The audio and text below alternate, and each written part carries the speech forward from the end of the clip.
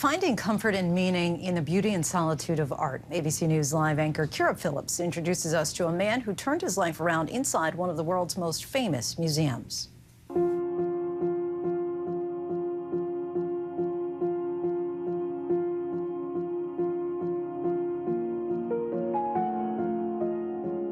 The thing about works of art is that they're still and they're silent and they're beautiful.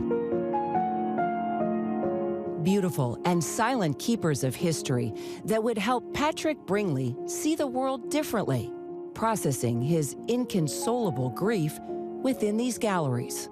Grief is a loss of rhythm. It's wanting to, something happens and you stand back. You don't kind of connect in the same way that you might have because you feel like things have stopped.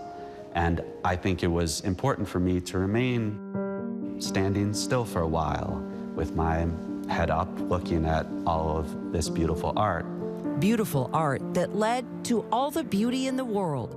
Patrick's new memoir of how he found meaning within all these masterpieces at New York's famed Metropolitan Museum of Art. 2 million pieces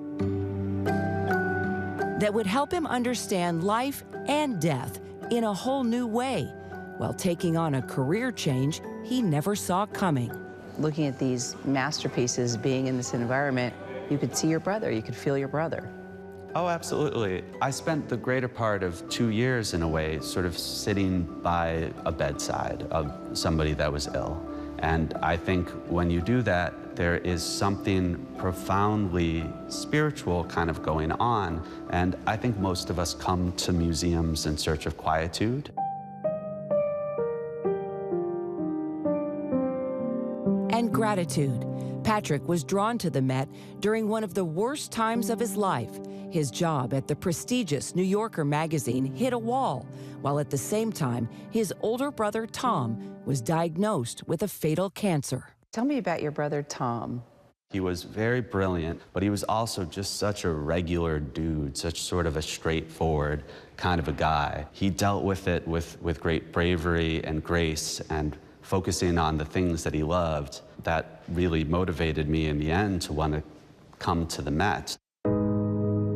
Grace that guided Patrick here to seek refuge in the most beautiful place he knew, hoping that he too could find such peace with his life. And not only would Patrick fade into the stillness he found around him, but he would embrace it. When his brother Tom passed away nearly 3 years after his diagnosis, Patrick left his mundane life at the magazine and became a museum guard. After Tom died and you started working as a guard here, you wrote that you didn't even need to close your eyes to feel what you wished to feel. I had all these paintings to look at, you know? And many of those paintings, they gave off a feeling, a presence, a sort of power that reminded me of Tom. And I was reminded, especially when I came to the Met, these are people who lived with intense suffering. And you look at these images of, you know, Christ bearing the cross, and I just found that so moving. Moving parallels between one man who died far too young and Patrick's brother, who died at the age of 26. Oh, absolutely. This is the medieval court. It has that feel. All of us have suffered or have been in the company of people who are suffering. And that's something that's very basic. So what's the one word you would use to how this makes you feel?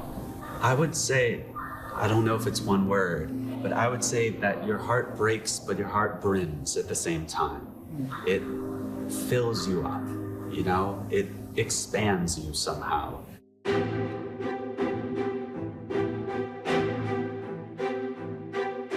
Growth and gratitude Patrick never expected as he made his way from the labyrinth of halls downstairs to the bright galleries above, spending countless hours roaming these corridors, finding camaraderie through solitude and the fellow guards who stood watch in stillness right with him.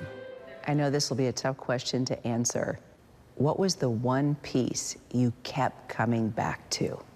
There's a painting in the Old Master's wing, Peter Bruegel's The Harvesters, and sometimes you want to think of these paintings like windows.